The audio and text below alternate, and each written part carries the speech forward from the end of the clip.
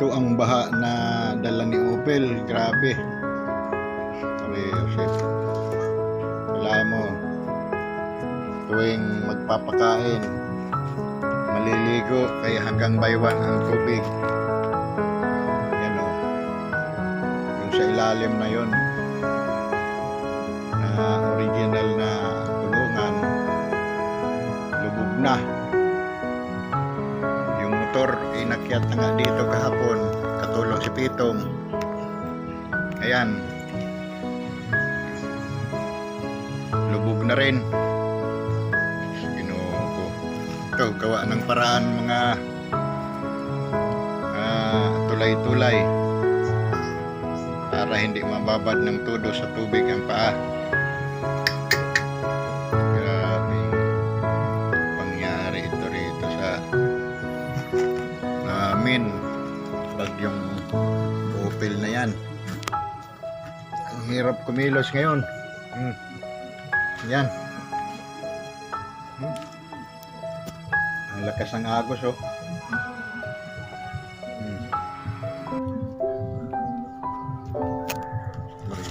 Ayan. Oh.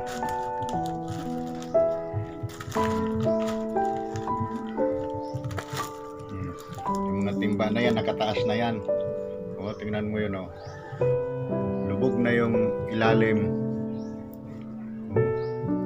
Yan, 5 steps bagay yung hagdan na yan, oh. 2 kalahati na lang.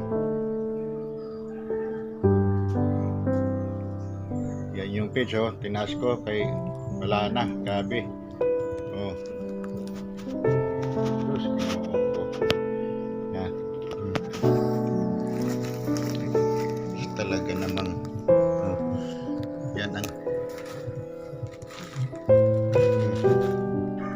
baha. Puro sardinas ang ulam ngayon.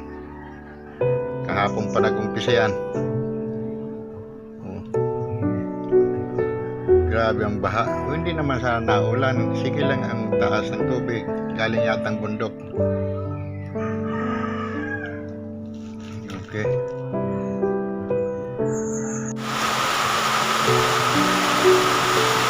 Naulan na naman. Bakit po? Umupa na nga konti, oh. Umupa na, kaso lang umulan na naman. Ito naman. Okay. Papakain pa mamaya. Lulusin na naman. Bumaba na sana, oh.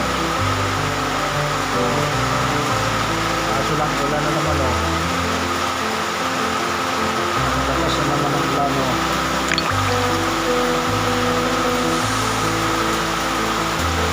Saturday, October 17. Ito na ngayon yung sitwasyon. Bumaba na ang tubig. Masuraw na ipon. Dito sa loob ng bahay, yan, natuyo na. Natuyo na. So, papakain ngayon, yun na lang ang baha. Hirap dito sa loob ng bahay, kinilos.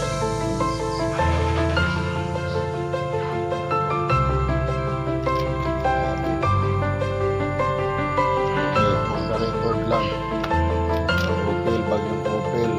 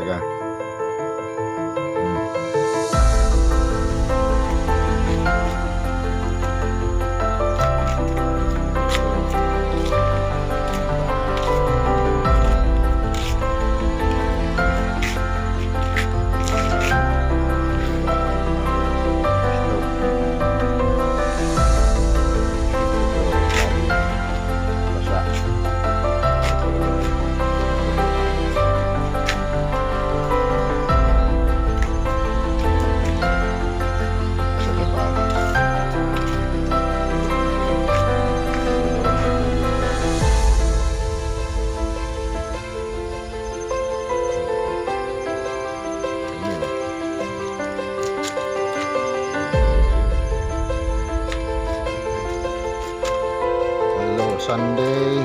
Ito na ginawa ko. At yung mababa na yan kanina, pero ngayon umakyat ulit dahil nag-high tide na naman. At least may ka na, hindi na masyadong mababa ng ako. Grabe ang ano, dito na. At least mag-aayos na dito sa bahay o sa loob ng bahay. Tuyo na.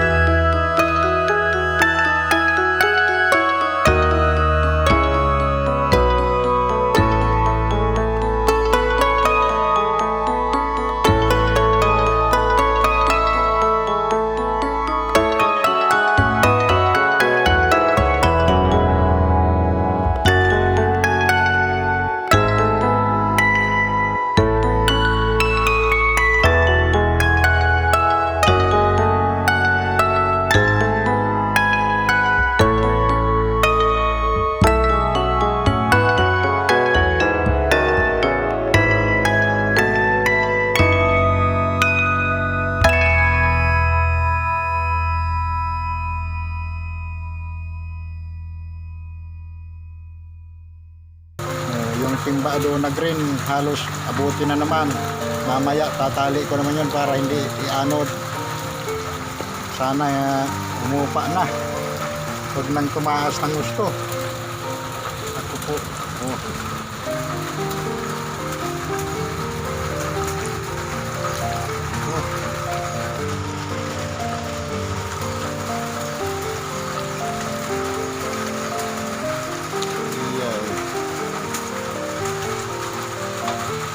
October 20, 3:30 pasado ng hapon. Ito na situation. Pinatungan ko na uli dyan yung hagdan kanina dahil inamamapaw na naman. Tapos itong motor tinaas na ito. Yan, inabot na yung unahan na gulong. Tapos doon sa bandang labas, yun ang timba, tingnan mo, sobra ng kalahati sa level ng tubig dito. Ang natitira sa baitan, 5 baitan yun, isa't kalahati na lang. Itong higa ni Gipap tinaas na, nakabitay na, binitay na para tumaas. Tapos dito ayan na ang tubig, grabe na. Tapos yung speaker, ayun na, nakataas na, pati yung TV ayun sa taas ay medyo tumataas ang tubig. Ngayon still monitoring. Sana Lord wag na pong tumaas ito masyado. God bless us everybody. Yung motor nilipat na, binalsa nila Pitong, nila Jeric, saka anak ni Kagawad Bong. Ayan, lalim na talaga,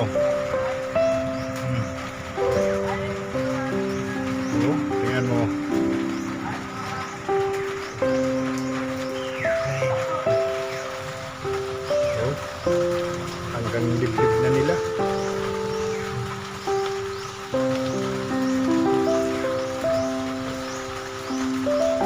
Mamaya pag talagang taas ito, lilipat din ako doon sa school. Hindi ka tumalong. Dito na.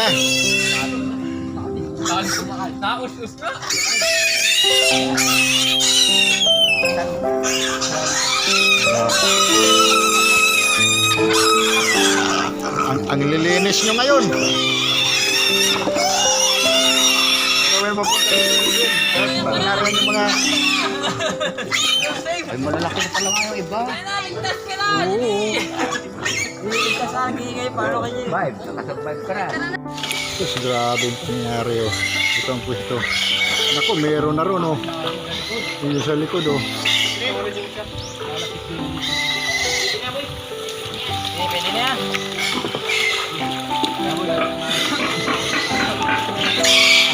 Oh.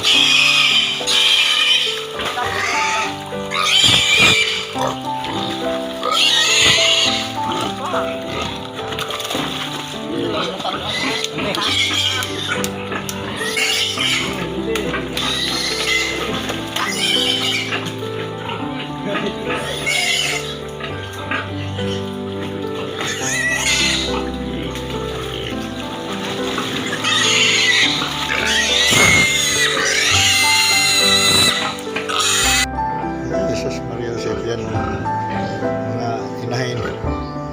Grabe, 4 na hollow blocks to. So yan na rin natira isa.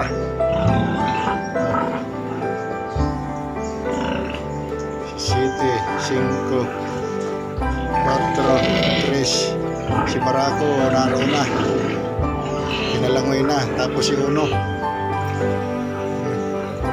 yung welding machine lubog din. Oh, Jesus Maria Joseph, na sana mapatuyo ng maigi yan, baka gumana pa. Oh, yung bahay, yun na lang natira. Aabutin na rin din yung TV, laptop. Sana makuha mamaya.